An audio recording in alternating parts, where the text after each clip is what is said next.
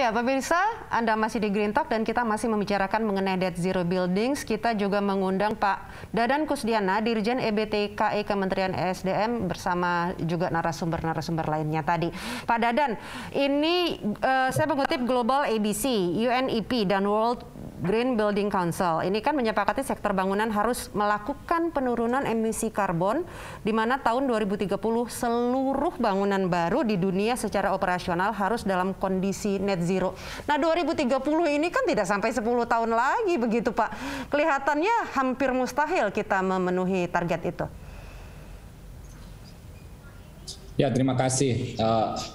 Kalau sektor SDM sebetulnya fokus kita bagaimana menyediakan energinya secara lebih bersih. Jadi kan pendekatannya ada dua nanti ya. Pertama, kita memastikan bahwa energi yang dipergunakan di bangunan tersebut adalah energi yang bersih. Ini kita dorong dengan pemanfaatan energi yang less emisinya. Jadi emisinya lebih sedikit, emisinya lebih bersih. Kita dorong pemanfaatan energi terbarukan. Itu yang pertama. Yang kedua adalah kita kurangi penggunaan energinya di bangunan tersebut. Jadi bukan untuk menurunkan dari sisi bahwa kita mengurangi dari kenyamanan, karena prinsip dari konservasi adalah menggunakan energi secara optimal, tidak mengurangi kenyamanan yang ada. Nah, untuk sektor itu, untuk dari sisi itu kami dari Kementerian ESDM menerapkan misalkan beberapa SNI ya.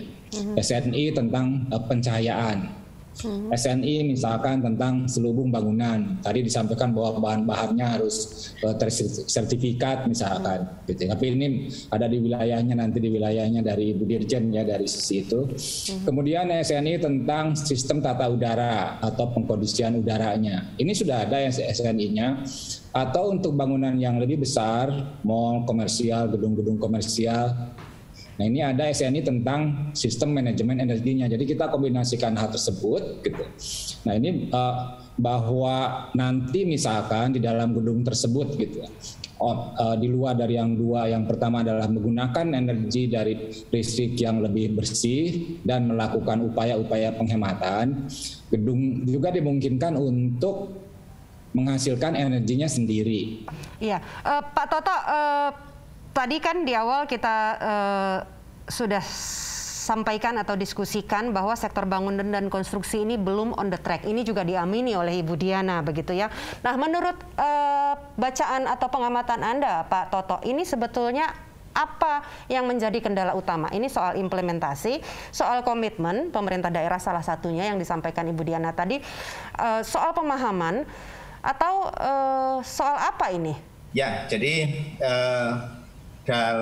jadi pengalaman negara-negara maju dalam mereka mengimplementasikan konsep green building sampai dengan net zero itu ada beberapa instrumen, minimal itu 3 instrumen. Jadi yang paling kuat akan memberikan program itu bisa jalan lebih bagus adalah pertama policy, kemudian policy itu menduduki persentase di sekitar 40%, kemudian teknologi di sekitar 30%, kemudian yang lain-lain terkait dengan masalah penyediaan listrik, masalah desain, masalah sertifikasi green itu malah kecil.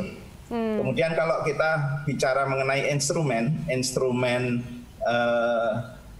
policy, itu yang paling besar adalah instrumen building energy efficiency. Nah, itu bahkan 70% untuk mencapai keberhasilan ke arah net zero. Kemudian yang ketiga itu adalah instrumen tools di dalam building. Tools itu nanti ada code, building code. Kemudian memasukkan renewable energy, kemudian memasukkan resilience, kemudian memasukkan material, kemudian memasukkan urban. Nah, ini tentu semuanya menjadi satu integrated fasilitas ataupun infrastruktur yang perlu digarap bareng-bareng. Tidak hanya sekedar kita mengandalkan pemerintah, tentu ini semua stakeholder di dalam building ini harus siap ke sana semua. Nah, tadi Pak Bintang sudah sempat menceritakan, jadi kalau gedung mau net zero, itu ya seperti di iklan itu, how low can you go gitu, how low can you use your energy. Konsep integrasi mendesain gedung itu yang tentu harus diperhatikan, dan itu praktisi di lapangan. Orang mendesain gedung itu masih ya mohon maaf ya arsitek duluan mendesain, baru orang MEP, baru orang landscape, yang lain-lain interior belakangan. Nah, konsep green, konsep net zero itu di awal sudah ada apa yang kita sebut kalau di green building itu design charit.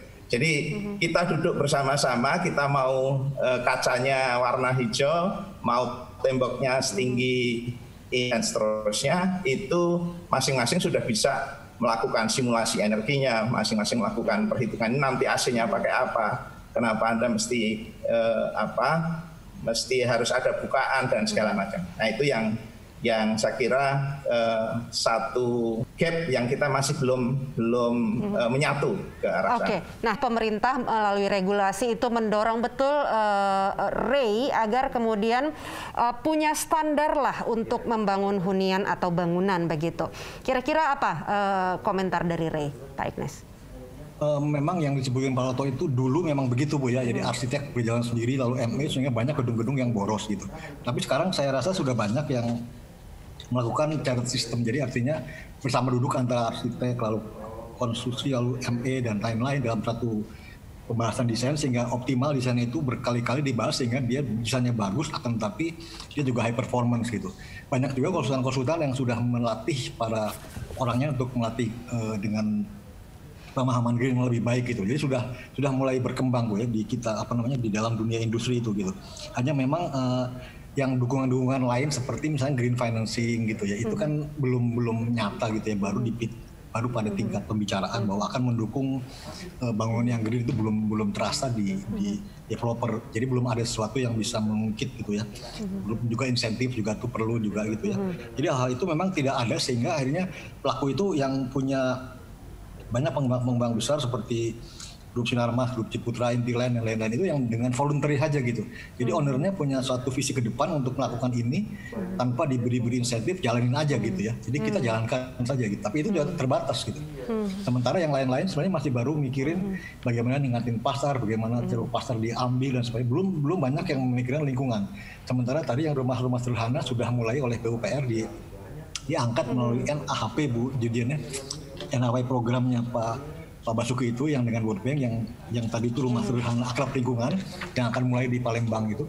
Nah itu sebenarnya sudah mulai gitu ke rumah-rumah sederhana yang tadi mulai dilakukan standarisasi untuk green itu. Jadi sebenarnya suatu perjalanan sih Bu ya, perjalanan yang masih panjang gitu yang harus didorong oleh berbagai dukungan dan insentif gitu.